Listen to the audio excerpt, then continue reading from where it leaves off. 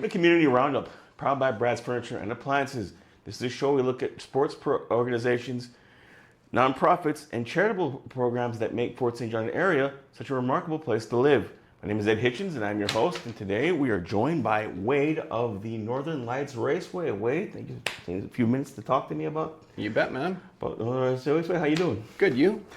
Not too bad. Okay, so let's talk about the history of Northern Lights Raceway in Fort St. John. When did it start? What is it exactly for people who don't know? Well, it's bracket race and drag racing. We've been at the airport facility for, I believe this is the 27th year. Prior to that, we used to race on they'd close the road on the old bypass road from Beldonald to on the backside of the airport. Okay. And that was back in the 70s. My uncle used to race when I was a little kid, so I don't even recall the exact year it started, but yeah, they've been racing in Fort St. John for decades. For decades, and was that your first exposure to drag racing, auto racing? When Pretty much, yeah. Okay, so what was it about auto racing that piqued your interest? I guess just cool cars and lots of noise and rubber burning, and yeah, it's just a Fast and Furious thing.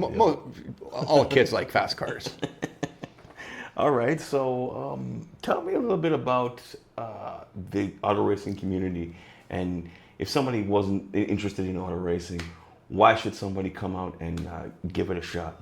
It's just a really cool thing, and it's your safest environment you can have to see what your car can do on well, legally you can go on the track, right? So there's fire and a medic, and everything's a controlled environment, and it's just cool to go fast.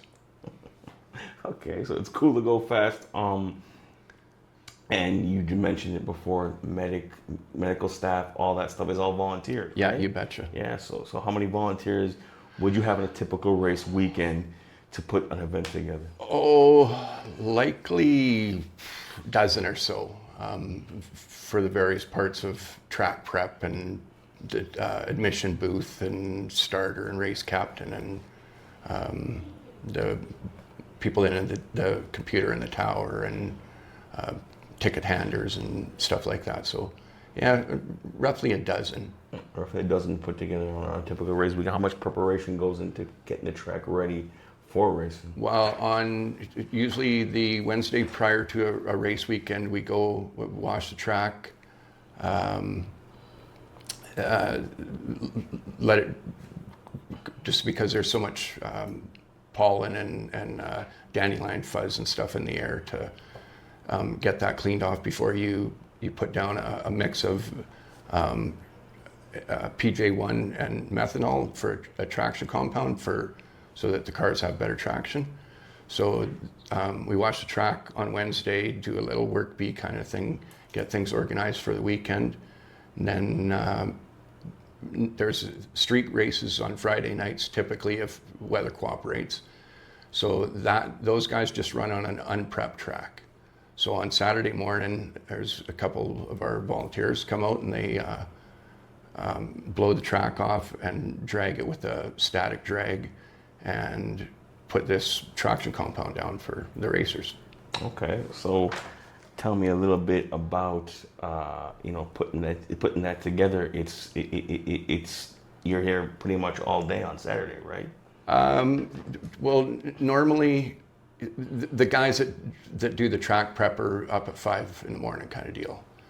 So typically we don't start racing until 10 o'clock, just because we're at the airport, the grounds that we lease off the airport, but it's a residential area around there. So just to be courteous to the residents and stuff, typically start at 10, do two elimination runs in the morning, and then or 2 qualification runs in the morning, and then eliminations start after lunch. Okay.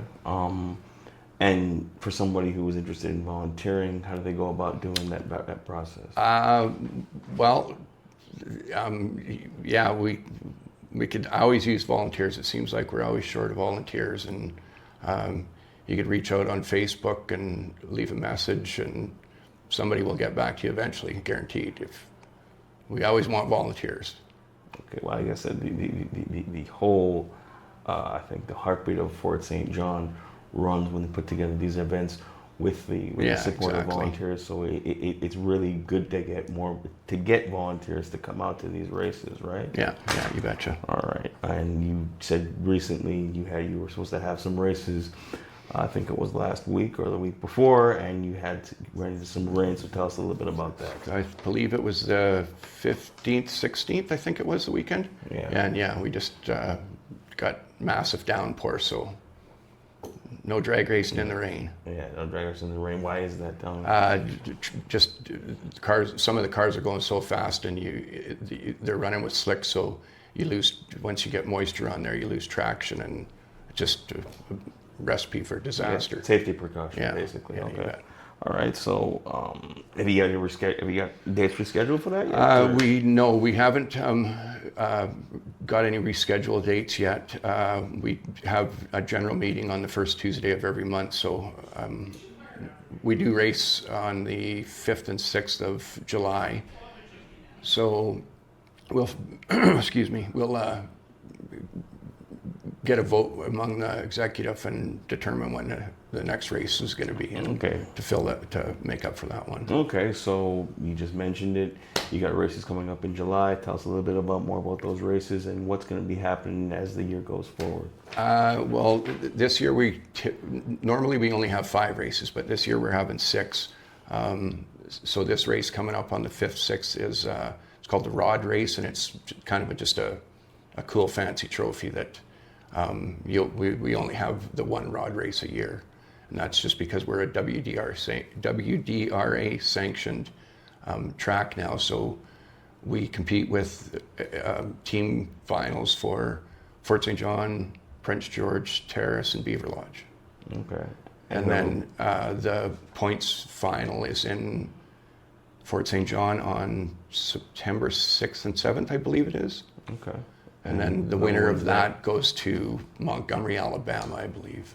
Is that for the World Championship? Yeah. Okay. Well, they're the WDRA World Championship. Okay, so tell me a little bit about the affiliation with the World Drag Racing Alliance. How did that come about?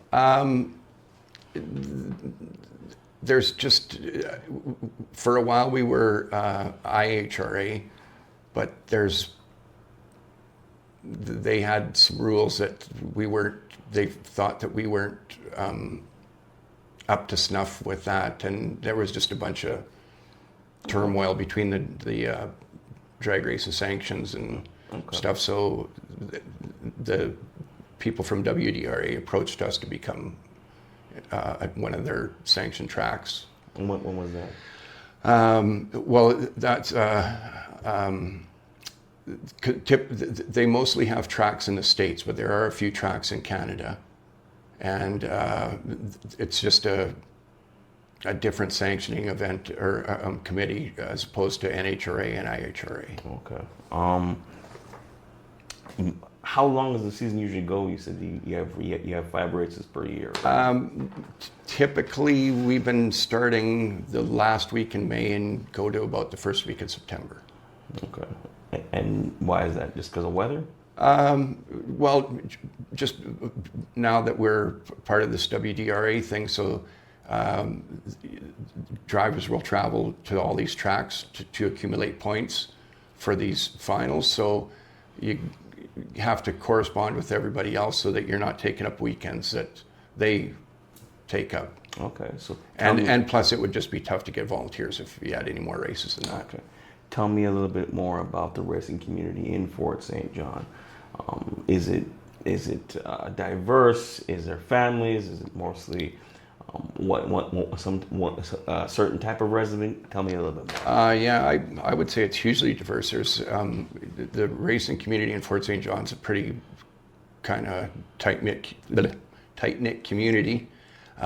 There's generations of racers for families, and there's been people racing. Ken Soderquist is one of the pioneers of racing in Fort St. John, and he's been racing for years and years. And now that there's junior dragsters, kids will go into junior dragster and their parents race, so then they're getting into racing, and then they graduate up to a street class, and then it's called junior street, and then they can get their license to run a full-on race car. Okay, or street car. So it has a hereditary impact. Yeah, kinda. It's like everybody helps one another, and it's just a good environment. Okay. Where can people find more information about the Northern Lights Raceway? I would say your best bet is probably Facebook. They have been working on the website a little bit, but yeah, your best bet is probably Facebook. There is a big billboard out at the at the underpass that has the race dates on it and the race sponsors and stuff like that. And yeah, couldn't really do it without the community and support and sponsors and volunteers. And okay, which companies, which organizations usually sponsor races? It varies. Like this year, 101 Ventures sponsored the first race, and then this Father's Day race weekend was the Hot Family, but that got rained out. The Rod race, which is coming up July 5th and 6th, is Done Right Hydrovacin. I believe it's the last week in July is, Rudy's Car Wash, the Rogers family. And then the last race is United Rentals. Okay, all right. Before I let you go, is there anything else you'd like to add? Come out and check it out. It's a good time. There's food vendors there. Lucas Pitstop is our food vendor this year, and yeah, it's a good environment. It's fun, and you can walk around we take a lunch break between qualifications and eliminations. So as long as you are able to, you can walk around the pits and talk to the drivers and look at the cars and gain a little bit more knowledge and maybe get the racing bug. Okay, all right. That's all the questions I have. Wade, as always, thank you very much for the time. This has been Ed Hitchens for energeticcity.ca for the Community Roundup. And once again, the Community Roundup is brought to you by Brad's Furniture and Appliances. And if you like what you see and want to see some up-to-date content, click that like and subscribe button. We'll see you next time.